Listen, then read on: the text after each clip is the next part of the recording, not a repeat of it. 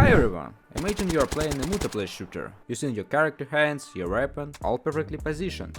But what do other players see when they look at you? It's like looking in a mirror, kind of the same. But not quite. Let's unpack why there is a difference between your perspective and everyone else's. In single-player first-person shooters, your character usually only has a gun and hands.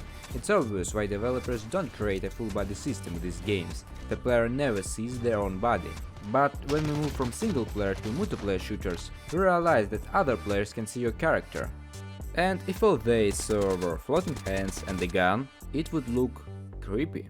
To solve that problem, you have two ways to go. First one is the way when you create a 3D model for a character. Put this into your player prefab, and by using inverse kinematic to glue the character hands to your weapon. A good example of this is Battlefield Remastered, where the character hands are essentially just cubes. However, if your character hands are more complex than simple cubes, this method becomes much more difficult, and when you factor in the need for network synchronization, it can end up looking glitchy. But that's just one approach. The second method is more complex to implement, but it generally performs better for multiplayer shooters. The idea is to have two separate sets of guns and bodies, one for the local player and one for everyone else. This means you'll need to create a second set of animation for the second weapon and body.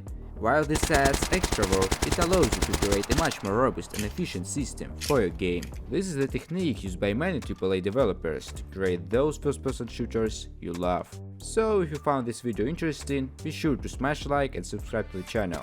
See you in the next video.